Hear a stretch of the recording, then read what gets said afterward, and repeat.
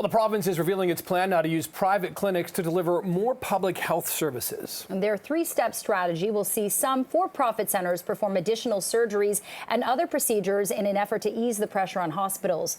The first step involves adding 14,000 cataract surgeries through what the government is calling new partnerships. Subsequent steps would include procedures such as colonoscopies as well as hip and knee replacements. Premier Doug Ford says repeatedly that these surgeries will still be paid for with your OHIP cards. So this morning, let's bring in Health Minister Sylvia Jones live via Skype.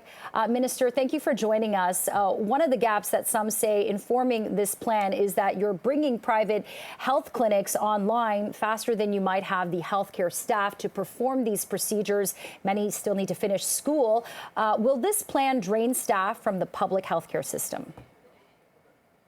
No, it won't. And the reason I am confident in saying that is because in 2022 alone, we were able to, working with the College of Nurses of Ontario, actually license an additional 6,000 internationally educated nurses.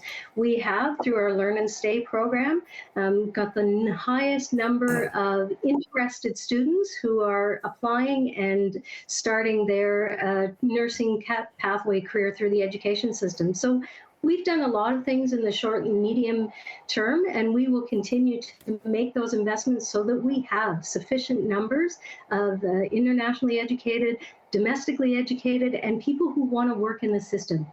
Okay, so let's talk about for-profit, because when you talk about profit in healthcare, people sort of get a little jittery sometimes, right? So, of course, for-profit, that means you want to make a profit, these clinics.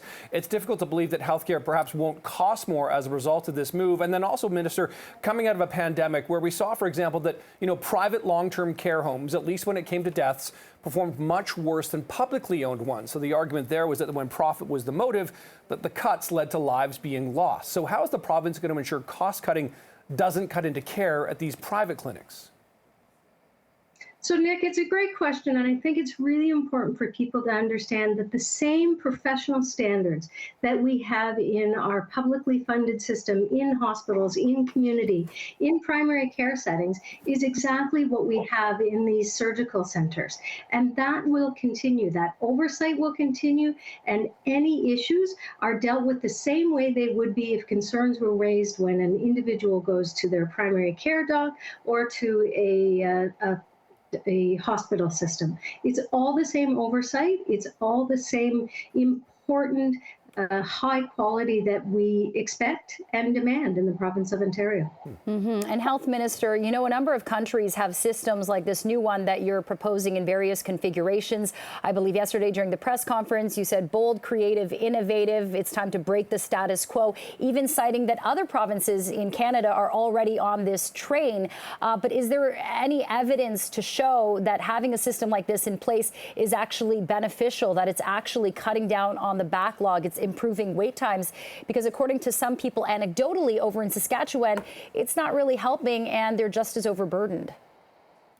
Yeah, we have seen that already when we make investments. When in the most recent budget, we increased by $30 million, the ability for hospitals to expand the number of hours that they could use their surgical units, and that has made a difference. But we also want to keep expanding the existing community model. Now, we have almost 900 existing surgical and diagnostic community centers here in the province of Ontario. Yesterday's announcement has allowed us to expand specifically as it relates to cataracts in Ottawa, Kitchener-Waterloo, and Windsor. And we've seen that ability to get people those services quickly is exactly what we need, because these are individuals who are waiting for surgical and diagnostic treatments, and they can't get back into community. They can't be with their loved ones. They're not back into community, into the workforce. We want to make sure that they're not languishing on wait lists, and this is one of the ways that we believe we can make those wait lists continue to decrease. Minister, but why not just run existing hospital ORs beyond sort of the 40-hour week that they work right now? Why not just, run them around the clock? And we do run them in a larger way. As I said, a $300 million investment has allowed hospitals who wish to and have the capacity to expand their OR units. That will continue, but we also see that there is existing capacity within community.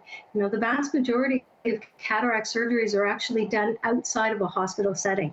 When you have a surgery in a hospital, there is a possibility that your surgery will have to be rescheduled because there is an emergency, a car crash, a devastation that means that operating room has to be used in an emergency way, as opposed to a regular scheduled surgery. Having it in community means that those kinds of disruptions are less likely to occur.